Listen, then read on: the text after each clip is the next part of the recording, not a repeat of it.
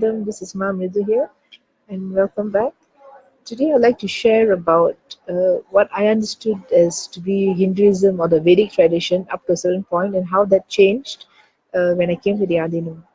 Now, when we were growing up in Malaysia, the only thing that we could relate as Hinduism was the yearly, we had yearly celebrations from Thaipusam to Diwali and etc.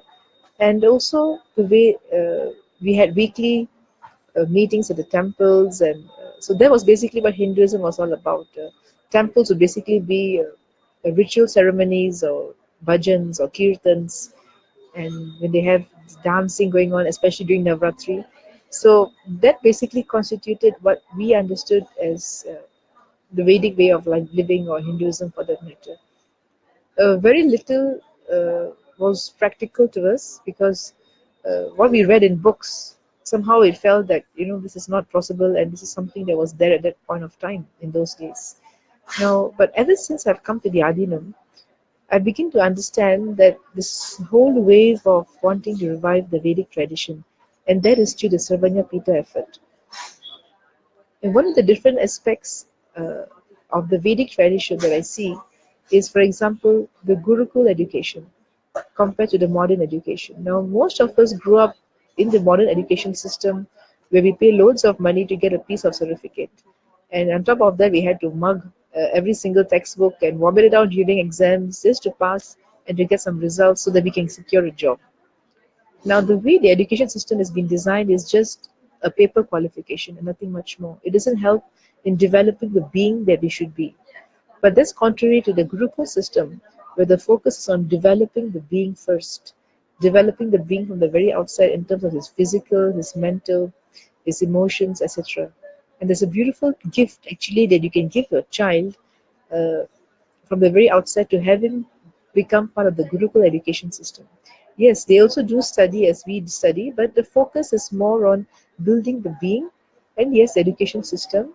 And that's amazing way of developing a being rather than having him run through the rat race in life and wanting to just get a piece of certificate so that he can meet the demands of his family or satisfy people around him. So the Gurukul education system is a wonderful way, and one of the gifts that Swamiji is blessing the whole world with and reviving at the same time.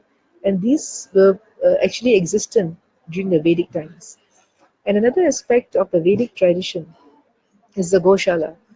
Uh, in other words, it's a place where we keep the cows and take care of them. And in Vedic tradition, the cows are actually considered to be mothers or a blessing to all of us. And that's the very reason is because they bless us with milk and all, and that's how we use milk uh, in our daily provisions. So the Goshala is basically to revive the tradition of taking care of uh, the cows, the herds, who are actually a blessing to all of us. And it's a wonderful project. We consider the cows to be Go Mata, and it's we call her mother. And it's a beautiful way to revive the Vedic tradition is by supporting the Goshala effort that we have in the Adinam. And there are much more efforts that we do to revive the Hindu tradition, the Vedic culture, and one of them is the Third Eye Awakening. I'm sure all of you can relate with this. Awakening the third eye is a beautiful gift that Swamiji is sharing with the world. And once you have your third eye awakened, you're able to express multiple powers. See, there were just three things that I've shared now, but they seem like there's so much. But there's much more that the Vedic tradition holds. For example, the Vedic way of living, the Vedic way of dressing, Vedic medicine, everything. This every aspect of life was Vedic related at that point of time, and Swamiji is just reviving all of these. Going back to Third Eye Awakening, this happens when Swamiji initiates you into the Third Eye Awakening. And once you have your third eye awakened, you're able to express multiple powers. And that happens by just connecting with Swamiji at a depth and space level, by just feeling him inside your Ananta Gandha, or just see him pulsating in your third eye. And that's a beautiful way to express powers. Today, when we speak about powers, it may seem like it's a magic, black magic, or white magic. But in those days, during the Vedic time, this was a lifestyle for everyone to just sit and manifest powers or whatever they wanted in life.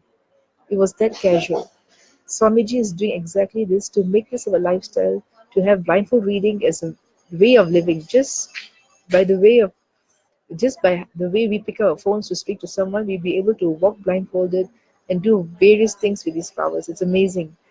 So come and be part of this beautiful effort called Sarvajnapeetha. I'm going to be posting a link below this video to see and to share how you can contribute towards this beautiful effort to revive Hinduism and the Vedic tradition, not for yourself, but for the future generations who are yet to come and enjoy this beautiful gift. With this, blessings and Nityanandana.